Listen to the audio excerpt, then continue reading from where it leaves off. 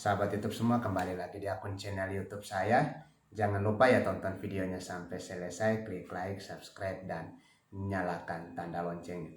Pada sesi video kali ini saya akan membahas tentang apa sih itu perjanjian pranikah. Sebenarnya perjanjian pranikah ini belum banyak diadopsi di kalangan masyarakat kita. Sehingga bagi masyarakat kita ketika membuat suatu perjanjian pranikah ini merupakan hal yang tabu, hal yang baru, yang dimana mereka sendiri belum paham tentang apa sih itu perjanjian pranikah.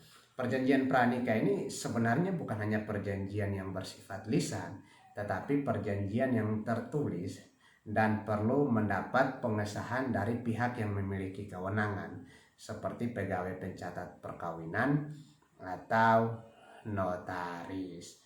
Nah, perjanjian pranikah ini perjanjian yang dilindungi oleh hukum, yang harus disetujui pada sebelum atau sesaat perkawinan dilangsungkan.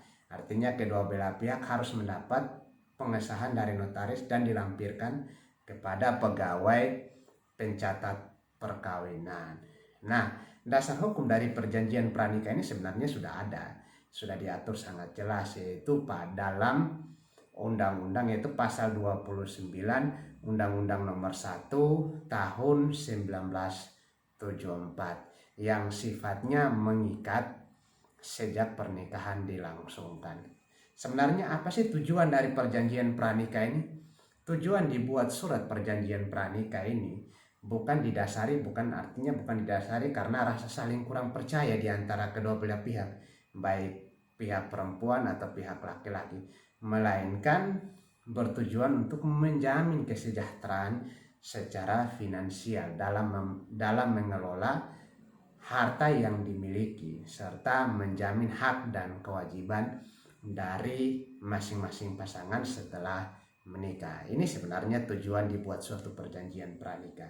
Nah, pada dasarnya suatu perjanjian pranikah yang dibuat atas dasar hukum secara umum mengatur beberapa hal yang sangat penting, yaitu yang pertama, pemisahan harta benda dan perjanjian kawin. Itu. Tetapi sebaiknya dalam perjanjian pranikah juga disisipkan atau dimuat juga tentang pemisahan utang atau tanggung jawab jika bercerai, serta syarat bagi suami atau istri. Syarat bagi suami atau istri jika ingin melakukan poligami. Sebenarnya ini hal-hal yang sangat penting dan perlu diingat untuk dimasukkan atau dibuat dalam surat perjanjian pranikah. Kenapa? Misalnya saya kasih contoh pemisahan harta dan utang. Contoh misalnya kalau pemisahan harta, ada yang namanya harta bawaan dan harta bersama. Harta bawaan itu harta yang diperoleh sebelum pasangan ini melangsungkan pernikahan, sebelum pasangan ini menikah. Jadi sebelum mereka menikah, mereka sudah punya harta masing-masing. Nah, itu akan dimuat dalam perjanjian pranikah yang masuk kategori harta bawaan ini, sehingga ketika suatu saat di kemudian hari terjadi perceraian, dia sudah tahu hartanya apa, yang masuk dalam harta bawaan apa, yang masuk dalam harta bersama itu apa. Itu sebenarnya hanya fungsinya untuk mengontrol, menjamin secara finansial. Yang kedua, pemisahan hutang. Misalnya ginilah, seorang laki-laki yang ingin menikah dengan seorang istri, dua-dua punya harta lah, tetapi contohnya laki-laki itu punya hutang. Nah, hutang itu ketika dijamin, hutang itu kan pasti ada namanya jaminan terhadap harta. Nah, ketika laki-laki tersebut, contohnya laki-laki tersebut, sang laki-laki ini tidak mampu membayar, maka yang dijadikan aset untuk disita lalu dijadikan sebagai jaminan hutang untuk melunasi hutang, itu adalah harta laki-laki, bukan harta perempuan. Artinya dosa hutang yang dibuat oleh laki-laki tidak boleh ditanggung pada istrinya. Itu tujuannya hanya sebatas mengontrol, atau misalnya tanggung jawab setelah bercerai. Ketika tanggung jawab setelah bercerai itu kan sudah jelas apa sih yang menjadi tanggung jawab dari laki-laki, apa sih yang menjadi tanggung jawab dari pihak perempuan. Itu sebenarnya fungsi dari perjanjian pranikah, dan saya sangat mendukung sebaiknya dibuatkan perjanjian pranikah sebelum adanya suatu pernikahan yang sah. Artinya jangan sampai itu hal yang dilupakan atau hal yang disepelekan, tapi memang belum banyak diadopsi oleh masyarakat kita. Nah, syarat-syarat yang harus dipenuhi dalam perjanjian pranikah itu yang pertama. Perjanjian pranikah harus dibuat sebelum berlangsungnya pernikahan. Itu syarat yang paling penting. Harus dibuat sebelum berlangsungnya pernikahan. Kalau sudah selesai pernikahan baru dibuat perjanjian pranikah, berarti bukan perjanjian pranikah lagi. Yang kedua, perjanjian pranikah berisi tentang hal-hal yang tidak melanggar hukum dan kesusilaan atau melanggar norma keagamaan. Itu tidak boleh melanggar. Artinya perjanjian pranikah harus dibuat tidak boleh melanggar aturan hukum, tidak boleh melanggar norma agama atau kesusilaan. Yang berikut lagi, perjanjian perlu disepakati oleh kedua pasangan dan disahkan oleh notaris. Artinya perjanjian pranikah harus ada kesepakatan baik dari laki-laki maupun perempuan yang kemudian dibawa ke notaris untuk disahkan, dibuatkan dalam suatu akta. Yang berikut, perjanjian pranikah itu wajib dicatat oleh KUA bagi yang beragama Muslim atau kantor pencatatan sipil bagi yang non-Muslim sebelum dilangsungkannya pernikahan yang sah.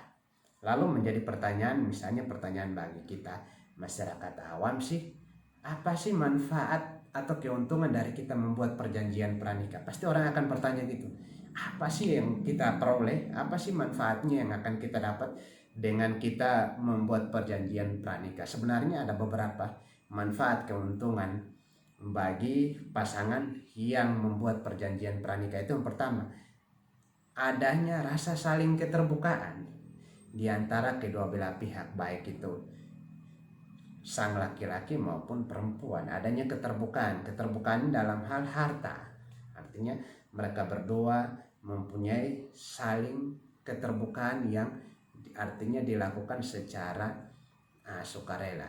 Yang kedua, mengontrol supaya keuangan finansial itu tetap hemat, tidak perlu bersifat apalah, karena di antara perempuan dan laki-laki ini ada namanya fungsi saling kontrol. Yang berikut namanya melindungi dari tindakan hukum yang terjadi pada satu pihak. Itu yang seperti saya jelaskan tadi, misalnya hutang, atau misalnya sebelum saya menikah tetapi saya merupakan seorang pejabat publik dan saya menikah. Nah, ketika saya menikah misalnya tahun 2000, saya punya harta, saya seorang pejabat publik tahun 2000, saya menikah tahun 2008, terjadi korupsi tahun 2002, artinya saya melakukan suatu tindakan hukum, misalnya contohnya saya melakukan suatu tindakan hukum korupsi tahun 2002, berarti 2008 ketika saya terbukti setelah saya pernikahan, maka yang dijadikan misalnya barang untuk misalnya mengganti kerugian negara, yaitu disita tahun 2000 sebelum adanya pernikahan. Itu yang sebenarnya menjadi salah satu upaya untuk melindungi dari tindakan hukum. Lalu sebenarnya apa sih yang harus dipersiapkan? Apa sih yang kedua belah pihak, baik pihak laki-laki atau perempuan, yang dipersiapkan untuk merancang suatu perjanjian pranikah? Itu yang pertama, kedua belah pihak harus ikhlas tanpa paksaan.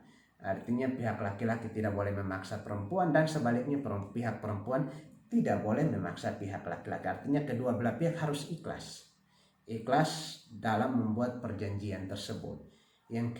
Yang kedua, kedua belah pihak harus objektivitas dalam membuat perjanjian. Yang ketiga, mampu dalam menjalankan kesepakatan, sehingga perjanjian itu sah secara hukum. Oleh sebab itu, bagi kalangan yang ingin menikah ketika sudah mempunyai harta, baik itu laki-laki atau perempuan atau dua-dua sudah punya harta, sebaiknya dibuatlah perjanjian pranikah untuk mencegah hal-hal yang tidak diinginkan di kemudian hari. Mungkin dari saya ini penjelasan singkat tentang apa sih perjanjian pranikah. Jangan lupa klik like, subscribe, dan nyalakan tanda loncengnya.